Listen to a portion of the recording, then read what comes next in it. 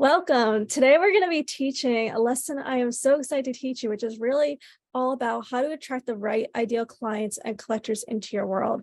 And this is really such an important lesson to talk about because most people have so many limiting beliefs because they haven't had the results that they want with their art. They either think like, oh, my work isn't good enough, and that's why the right people are reaching out, or people are telling them that their work is too expensive, or they're posting consistently online and some of you may be trying to get into galleries or you're exhibiting your work in galleries, and you're doing all this work and you're trying to show your work, and either the sales aren't coming in or you're not attracting the right people, and you're just getting frustrated. You're like, why is this not working? Why am I not seeing the results that I want? So we're going to really dive into that today. And I'm really excited to talk about this today because there's two aspects to this. And we're going to talk about both of these aspects.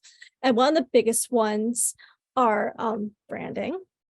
And that's what the first thing we're really going to dive into today. And another piece, which I'll talk about towards the end, is a consciousness piece, because I think that's one thing you really can't hide from, especially when it comes to building a business and sales and who you attract from that.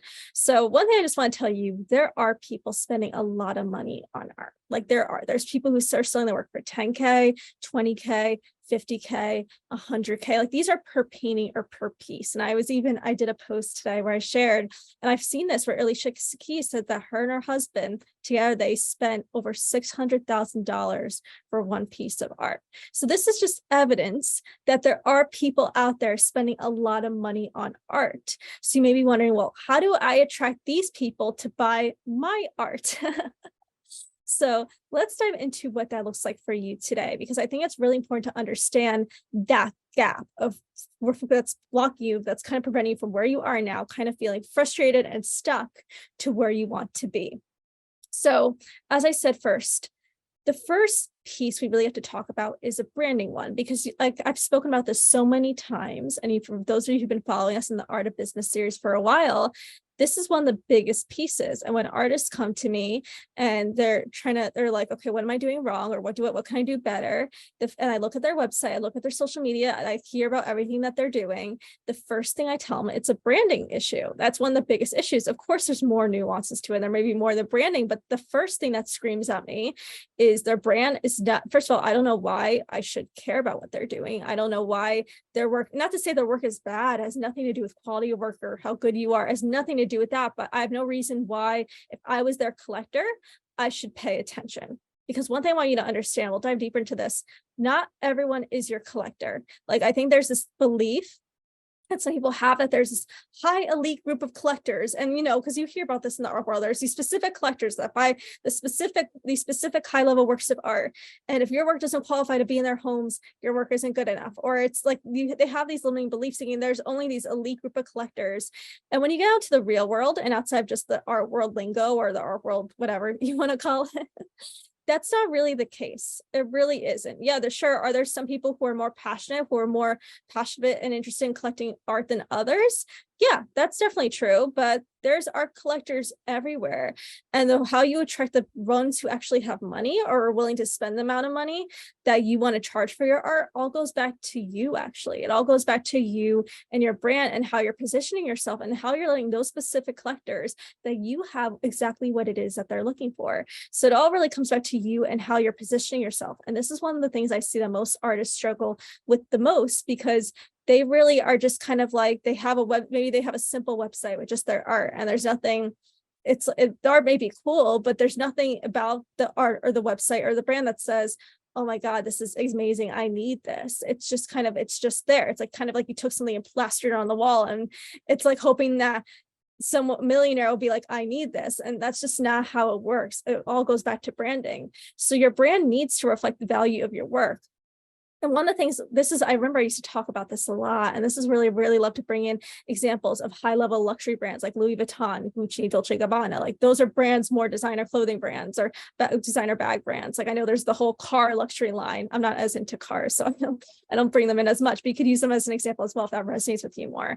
But the beautiful thing about that, the reason I love to talk about these brands when I'm talking about creating a brand with your art, because you're really creating a luxury brand, is people will expect to pay top dollar when shopping with these brands. People who love to work with these brands and love to buy from these brands, they expect to pay a lot, and it actually reflects their status. It makes them feel good. It makes them feel like they're accomplished when they could buy from these kinds of brands.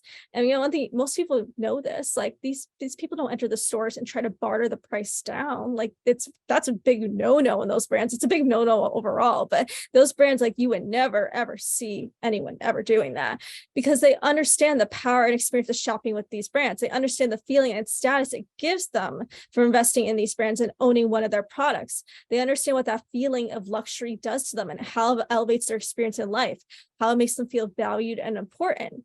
So really, you have to ask yourself, is my brand doing that for my people? Am I creating a brand that when people come into my world of art, whether you have a gallery or whether you have a website or whether you have a presence on social media, that when people see your work, that when people see your brand, they feel like, oh, if I buy from this brand or I buy from this artist, I'm going to feel this feeling of being this luxurious person. It's going to elevate my status. Not saying that's something like your specific people are looking for. It's like, if you want to say that one kind of idea, what kind of collector is everyone's collector, is really naive, and that's really not the case. But I'm just going to use this as an example starting out, and we can talk into the different kinds of collectors out there. But you really need to ask yourself, does my brand give people that feeling? Does my brand make people feel that when they're buying from me, they're elevating their experience in life? They're really doing a luxury for themselves? Or am I the artist at the street corner begging people to buy my art? Because I think I could tell you, those are very different experiences that you're creating for your people versus being this high level luxury brand with the staff. Not saying you have to have a staff if you're not in a position to hire staff yet, but you still could position yourself as this high level luxury brand that creates this amazing experience and really gives your audience something that they've been looking for, versus being at the street corner or being like, please buy my art, I need to make ends meet. Those are two very different experiences, and based on how you position yourself really depends on the kind of people you're going to attract, because people pay money and will pay a lot of money for specific experience. And it's really how you portray that experience, how you elevate, how you like express that experience, how you portray it. And then a big part is how you deliver on that experience. And for each people, it's going to look different, because it all goes back to how you make your people feel valued and how you make your people feel important.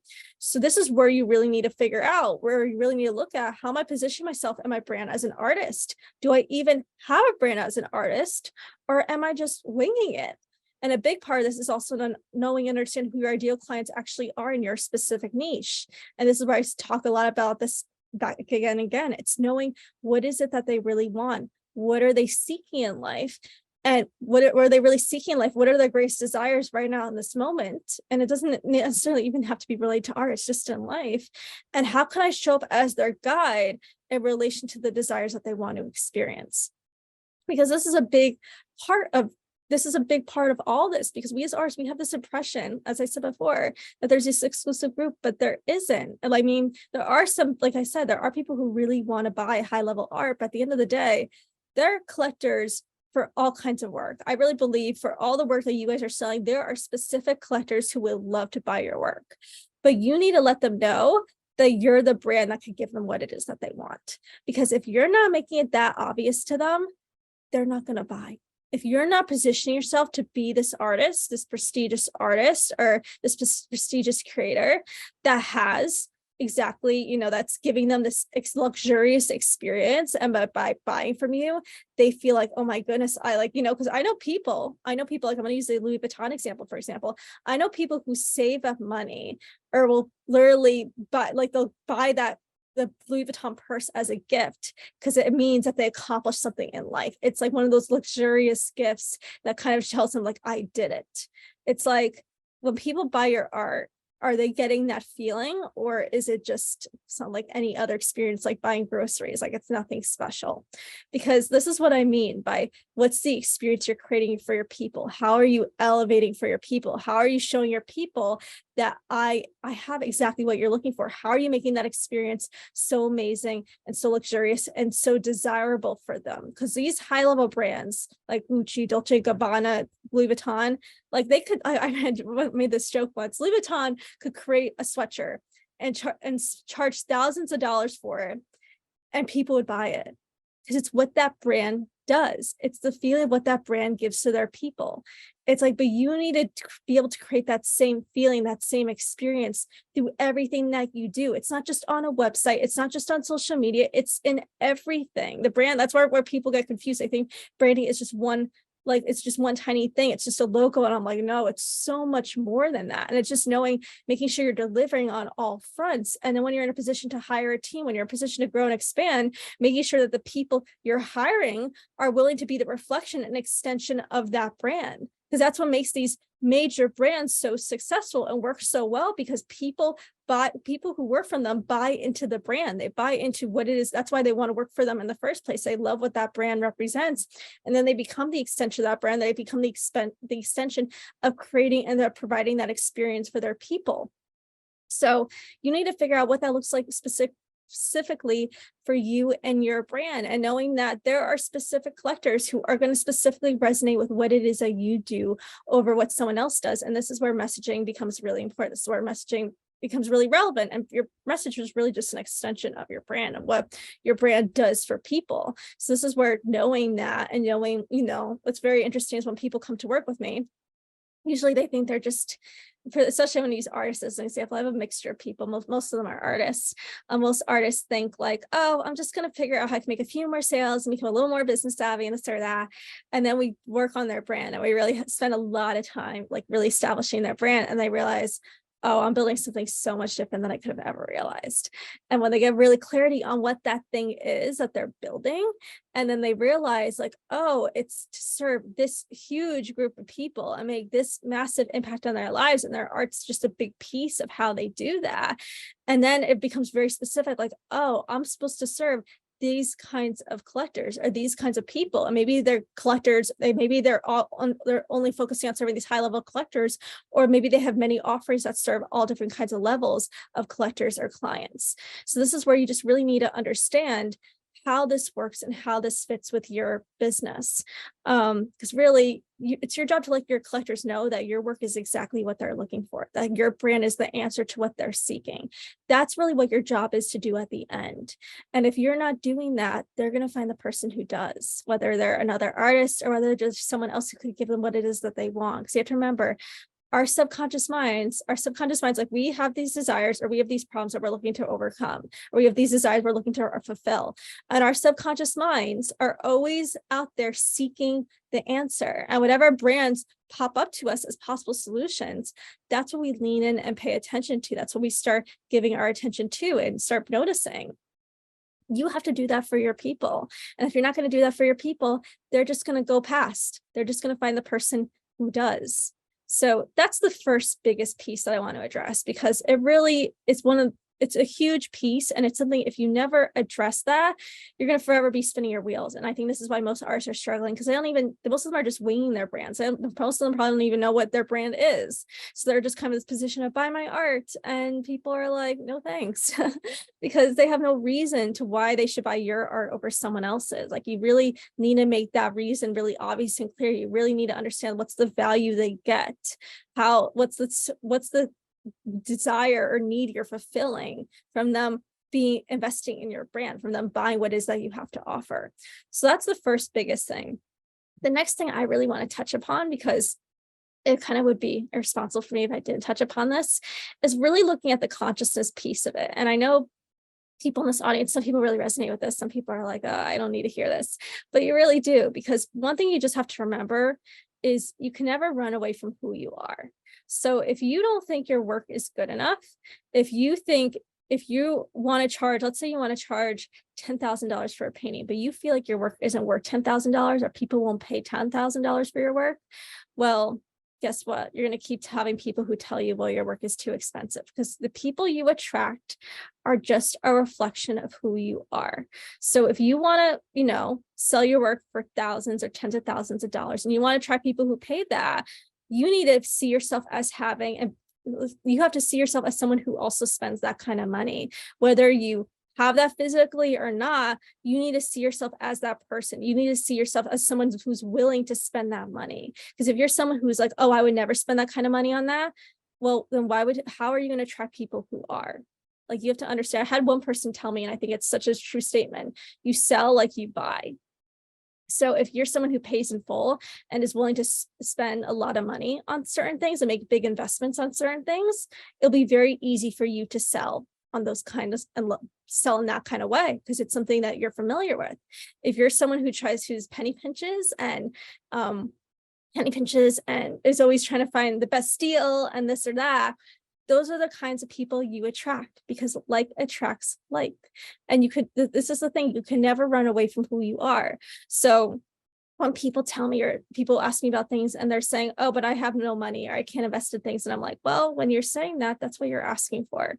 And that's what the energy you're putting out. And people feel your energy. If you don't think that your work is worth what it is you want to sell it for, people are going to feel that and they're going to respond to that. And I have evidence of that so many times. Like I have examples of students who, before they worked with me, they were in dialogue and I would tell them to increase their prices. So they did because they weren't charging enough. They just weren't charging enough. They had these goals, but the amount they were charging for the time they were putting in, there was just no way to meet those goals with that. So I told them to increase their prices and they did. And initially there were many more sales. Why was that? Because they increased their prices, but they didn't really believe that people would pay at those higher prices. They had a block around that. And then when they finally started working with me and they started shifting their beliefs and they shifted, their beliefs about money, they shifted up their beliefs about their worth and the worth of their work, then people reached out and were willing to pay for the highest price thing on their website.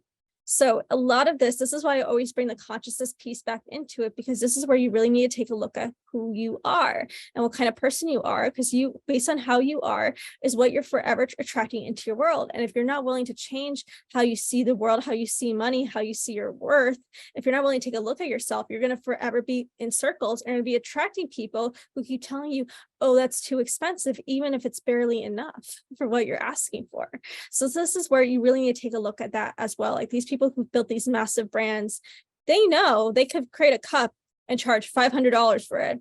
And they know they have full, complete faith that someone's going to spend that $500 and they know that is worth $500. And they'd be probably willing to do something similar for their end because they understand the value of what it is that they're selling and offering. So that's why people would buy it, because they understand the value. When you understand the value yourself and you're someone who's willing to do that yourself, it's much easier to sell people on that same idea. But if you're not willing to do it yourself, but you want to sell it for that price, it's not something that you would buy at that price. Well, then you see there's a block there. There's a block there and people feel that, and you're kind of repelling the people you want to attract into your world because you yourself aren't willing to do it for yourself. So I really hope that makes sense. And I really hope that gives you clarity around what shifts you need to make to attract those right people. Like there really are some shifts. The first one, of course, is the branding piece, but the consciousness piece is a really big thing. Like one thing I spoke about this when we did a bonus Art of Business series on Monday.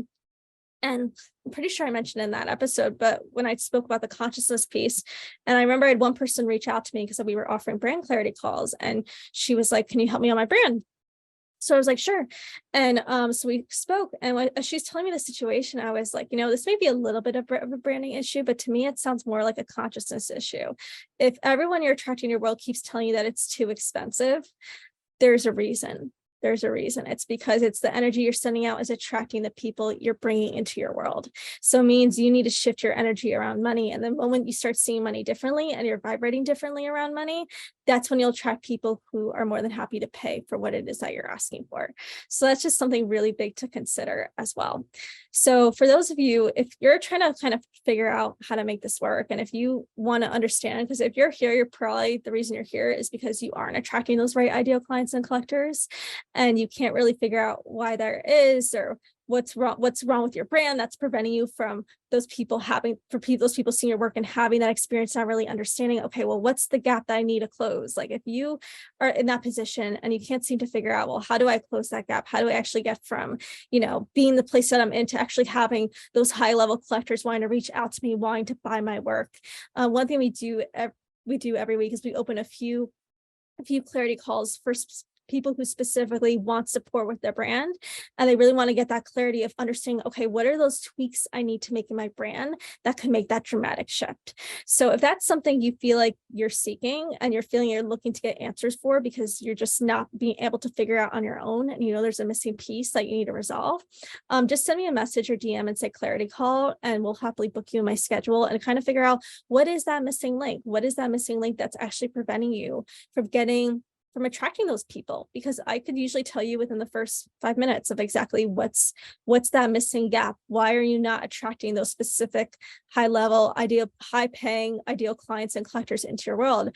And once we could close that gap, that's what really starts making the huge difference. And then you could start operating that level if you desire, as the level of like Louis Vuitton, Gucci, Dolce & Gabbana, where you can sell your work for however much you feel like it's worth, however much you want to value it at, and you will attract the right people to buy it. So that's an issue you really want to resolve and address. Just send me a message. You could say clarity call or brand clarity call, and we'll specifically figure out what that looks like for you and your business. So while I'm here, because I'm going to have to go in a few minutes, if there's any questions, or if you're with me live and want to know, okay, what does this look like for your business? Where are my gaps? Feel free to either unmute yourself or tell me in the comments, because this is your opportunity to get support if you want some.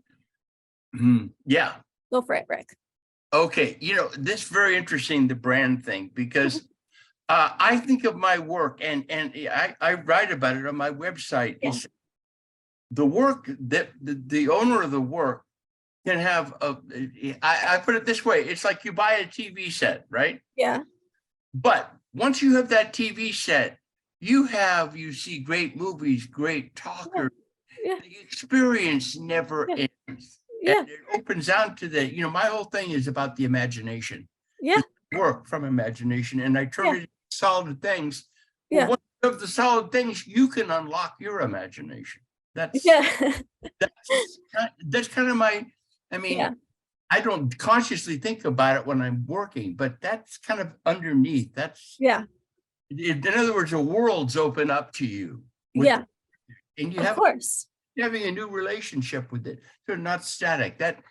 And people talk about your niche. Well, I like brand better because anyway, those are just, I have many thoughts about that, but that's sort of and sometimes I've thought, nobody's going to get this, right? What I've done, and I'm not saying it's in the world. I think my work is utterly unique, but I thought they're just not going to get it. And I think the people are too distracted or what have you, or they're on another level. Those are just some of my thoughts, Sammy. So those are limiting beliefs that are blocking you right now. I could tell you immediately. And one thing I'd say about niche, you figure out your niche by establishing a brand.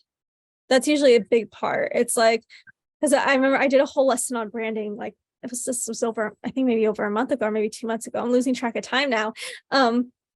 I did a whole lesson on this where I was saying, like, when people think niche, they're like, oh, I'm a marine artist or I'm a pet portrait artist, or they'll like put themselves into these buckets. And I'm like, yeah, right. Not that. No, that's not what we're talking about in terms of brand. Like maybe in some level that will serve you on a little bit, but your brand is so much more than that. And by just putting yourself in those buckets and that's it, and you don't do any deeper work beyond that, you're kind of really limiting yourself, and you're not really making yourself more desirable, because there's some pet portrait artists making a ton of money, and there's some portrait artists that are charging $50 a painting. I mean, that's not what's going to elevate you or allow you to attract those high level collectors who want to buy from you and seek you out versus the thousands or millions of other artists out there. Like, that's the power of a brand. That's why I love to use these high level brands, because it gives you an example of, here are these brands. They're never lowering their prices ever. Like, I don't know if we ever see them ever have a sale. But yet again, they're still attracting these high level people that will specifically buy from them over and over again. Why is that? It's because of their brand. It's what their brand represents to their people. That's why, of course, they have good marketing. They have other things to back up the brand, but it all starts with the brand. And you think your brand, people through my brand, for instance, would suddenly discover through my work, and they would want it because it opens up something in them that they didn't even know about. Yeah, but if you don't have a brand that conveys that and makes that obvious to them, they're not going to know that. Yeah. And I even thought of a commercial. It's like here at Dubois Arts. Yeah. We working within the mystery of fabric of space-time. Yeah. We create solid objects never seen before for home or for business. I don't know. Thought about that. I mean, it's cool. I think for you, and I'll give you specific advice here, it's like you need to understand who your ideal clients are a little more, because it's not, your brand just isn't about you. It's about the people you're here to serve. And that's why I say the brand, it's not just like, oh, who do I want to be? It's part of it. But a big part of the brand is, okay, who are my ideal clients and what are they seeking? And how can I meet them with my brand? Right. So that's a big part of it. So it's a lot of it's also knowing who your clients and collectors are and elevating yourself so that you're an attractive character. Your brand is an attractive brand that speaks to what they aspire to be. Like, I'll use an example.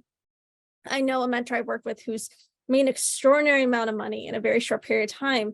And she shares this story about when she decided to buy a G-Wagon. And I'm not a big cars person. Like, there's cars that I'm looking at buying very, very shortly. I don't like driving at all. So I actually enjoy driving, but for me, like, I'm not someone who seeks out these high level luxury brand cars. That's just not me. Like, if I like nice cars, but like a nice car to me, like, I remember when I was in LA, one of the cars I rented was this Mazda, and I thought it was the greatest thing. Like, for me, it's like, if it does its job and it's nice, like, I'm happy with it. Of course, I prefer electric because I don't like gas, but that's a whole other story. But she was sharing the story when she wasn't even in the market. She wasn't even really shopping for herself at that point, but I don't even know what the brand that makes G-Wagons, but I just remember from the story she was saying, and she was saying how, like, she saw this, she was in the dealership. I think they were actually shopping for her husband's car because her business was doing well. So they were able to start enjoying some luxuries. And she saw this G-Wagon in the store, in the dealership. And she was saying, like, it was literally like, it felt like it was like saying to her, it was like helping her elevate to everything that she wanted to be. Like, she was telling me the story about this one product. It's a very fancy car that's probably a bigger investment than a lot of you pay for your homes, like this very high level car. And it spoke to her at that level. It was like that aspirational thing. And she owns one now. I don't even know what's the story, what they're making. I don't know that much about that, but it helped her elevate and where she wants to be. And this is where you have to understand what's your brand. That's what caused her to spend. Like, not anyone's just looking to spend hundreds of thousands of dollars on something unless it gives them something. It has to, what's the thing it gives them in return? What's the feeling? What's the experience? What's the status? What's the aspirational aspect that it gives them in return? And that's something you really need to understand with your brand, with your offerings. Do your offerings give your people that? And if they don't, what needs to shift so they can? What needs to shift in your brand so they can give them that experience? That's what it's really about. Your people are looking for a specific experience. And to say that all collectors want this one experience is very naive and probably isn't true, because it's kind of like you're trying to get yourself in these big, I don't even know if this is the best way to describe it, like these big box collectors. And really, your collectors may be those people, but there's a big chance they may not be those people. They may just be ordinary people who really resonate with your specific kind of art, and they have money to spend on it. But you need to speak to those people. You need to know who those people are and know how to speak to them and make them feel elevated in what it is that you're here to offer, and make them feel. Can I give you an example? It's and the people, in my opinion, I mean, I invent them, and they happen, And one time, and I did this series about 12 years ago. It was on newsprint, and it was called The New Royals. These people came to me anyway. I'll give you this quick example. I had a friend of mine come to visit. I'd just done about 12 of them, and they were up on the wall, And a friend of mine, he's a guitar player and knows nothing. I mean, nothing about art, no interest in painting. And he came in and he said, "Wow, who are these people?" Meaning the ones I painted. That very interesting to me. I don't know. Yeah. So I think for you, Rick, you really need to spend, it sounds like to me what you're telling me is you really need to focus on your brand and really understand that who your specific ideal clients and collectors are. And when I'm telling you this, you're probably not one, there's probably hundreds of people who are in the same exact position because it feels like you don't have that clarity. So that's kind of keeping you stuck at the moment. Yeah, I think so. I think even it's some understanding of your niche and your message, which is a good start, but it's not enough of an understanding to really be able to convey that to your people, to really make yourself stand out, and you're in the sea of artists out there. Really, people stand out for your people to feel like that's what I'm looking for. Oh, but you mean not just in my work, but in my message to them? Is that what your message and your presence? It's your work is not one thing I want to say, your product is not your brand. Your product is not your brand. It's a product of your brand. And that's one thing you really need to understand. Your brand is so much more than just what you sell at the moment. The work is part of the brand, not it's a product of it. It's the product. Okay. Yeah. It's the product of it. This is why we have big brands like Apple, or like I've used this when I did a whole lesson on branding. I spoke about Apple and like the Virgin brand. If Apple was just defined by computers, we would not have the Apple watches, we would not have iPhones, we would not have iPods, we would not have iPads. If they only said this is the brand and that's it, we would not have all those things. What is Apple all about? Apple's all about being about innovation. Apple is all about thinking differently. Apple's all about being at the forefront of technology, of being on the leading edge of technology. Right. So because they're about that, this allows them to create so much, and it excites their people, because people who want to be on that leading edge, who want to be the first ofs, they're going to rush to work with Apple. They're going to buy when Apple releases something, they're going to buy it instantly because they want to be on the leading edge as well. So that's what Apple represents. And I think what you said, I wrote down, the work is the product of the brand. Yeah. Yeah. I'm beginning to, that makes sense. Yeah. And this is why I think a lot of artists struggle, because they don't really take time to establish what their brand is and how to have their brand stand out in the big scheme of things. So it's like they don't really create any desire, because people are not buying just the product themselves. They're buying who you are. Because if you're a personal brand, which most of you are, because most of you are one woman or one man show at the moment until you grow and expand. So even when you grow and expand, you're still in a personal brand. Like I think of Vishen Lakhiani, who's the founder of Mindvalley. Like he has a very big personal brand, even though his brand is Mindvalley. People love Mindvalley because they love him and who he is. So yeah, and I've seen him. Yes. So I still think like personal branding is a huge piece today.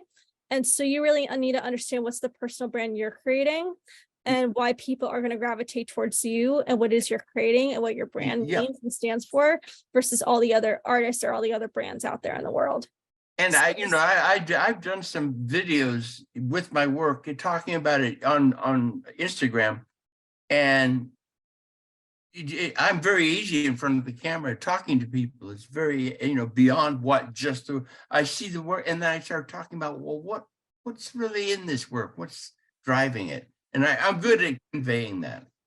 That's good. But there's probably, if you're not attracting those collectors that you want to be attracting, there's a deeper reason. So videos are great, and that's part of the brand. It helps spread the message of the brand, but it's like if it's not giving you the result that you want, it means there's a missing piece, and you need to uncover what that missing piece is. So that's one thing I'll tell you. And I think it's great, Rick. It's great what you're sharing, because I know many people are in the same exact place that you are, and they haven't figured this out. They're trying to figure this out, but they haven't figured out what that missing piece is. And that's why they're stuck. That's why they're not attracting those high level clients and collectors that they want to be attracting. So that's why I say, if that's you, if you're in that position, I would book that clarity call and figure out, well, what is that gap and how could I fix it? How could I close that gap so I could get closer from where I am now to where I want to be? Because, you could stay stuck where you are, but if you don't want to live there anymore, that's up to you to change it. So these clarity calls are a beautiful opportunity to help you close that gap, so you can actually start getting the awareness you need to actually start changing it. So, okay. And I'm going to talk about feeling natural in front of the camera. I grew up in a movie and TV family. My mother was, and very successful. I grew up in this kind of theatricality, Yeah. So that's a great, that's part of me. That's a great skill to have. So it's just figuring out, well, how does that go along with the brand that I'm here to create? The brand though. Yeah, yes. Yeah. Because it's great. Like a lot, and I'm sure there's many people here who have some extraordinary skills, but they don't know how that incorporates with the brand they're building. Like that's great, but it's not going to make them profitable. It's not going to make them stand out until they figure out how to bring all this. And I want to sell the work, and it's worth, like you said, and valuing my value. Yeah. Value that, as Jim Fortin said. Yeah. Value your value. Exactly. So yeah, you have to believe it's worth it that much, and you have to be able to convey that worth that you're asking for. You have to make it really obvious that this is worth this much, so people don't come to you and tell you that's too expensive, because people who really want something, I'll tell you, they'll find the money. I don't care who they are. If they really want something, they'll find the money. They'll figure it out. They'll manifest it. They'll figure out a way to make that kind of money. They'll attract it. What percentage of people will buy if they say, well, okay, what if I give you, instead of 10,000, 8,000? How many people just fishing around, or does that happen? Or they sometimes that happens all the time. I see that happens in galleries all the time. And some galleries, like, they have a system that allows them to do that, and they are aware that collectors will do that. Mm-hmm. You can do that in your business if you want to, but I don't know if I recommend doing that, because I recommend trying to keep things consistent across the board. Like, you don't want one person paying this price and then someone else paying this price, unless it's like an accumulated thing, like, oh, at this point my prices are here and after this date they increase here. Like, I would try to keep them pretty consistent across the board, because it's like, you don't see people bartering when they go into Louis Vuitton. They, like, if someone tells them their purse is a $2,000 purse or $5,000 purse, they go in expecting to pay that full amount. They're not bartering with the salespeople there. So I think a big part on your role. That's a very good point. That's a very good point. It's setting the expectation that if you want it, it's this price. If you don't buy it, someone else will. Okay, very, very interesting. So you see, it's a different mindset around. It's interesting. It's a different mindset around sales. And being like them, the people who really want, they're like, well, I don't want someone else to take it. It's a one of a kind, so I'm going to get it while I can. Yeah, and the paintings it's not like a Louis Vuitton bag. There's only one of them. There's only one painting, not 10,000 bags, even though people will spend money for those bags. Yeah. So like I said, this all kind of goes back to the brand and understanding the brand that you're here to build. And when you understand that, everything changes. But it's like a big thing you brought up, work that's, I think, is really powerful. It's like your confidence around your brand. It's like this whole idea. It's like if people tell you, oh, I don't know, and all this, and you're like, okay, that's fine. But if you don't want it, if you don't buy it now, someone else is going to. So if they really want it, they're going to figure out how they can find the money. They'll look through all their resources. If they have stocks, if they have money that can be liquidated, if they have people, they will find it if they really want it. Like, people who really want something, they'll find it. But if you don't create the desire for your people to want that, they're just going to give you an excuse. They're just going to say, oh, and it's just kind of their way out, their way of saying, oh, their way out, because you didn't make them feel like they needed it enough yet. You didn't build that desire. I just writing that down. Yeah. So if you want to dive deeper into this, I love these types of conversations because they're so much fun. I would book that brand clarity call. Just send me a message, brand clarity call, and we'll really take a look at your brand and figure out what's that key missing link that needs to be changed for you to start experiencing your result that you want. So I'll tell you, 9 times out of 10, I almost want to say 99% of the time, it all goes back to the brand and whether you have one or not. And if you do, okay, what in your brand is preventing you from getting from where you are now to where you want to be?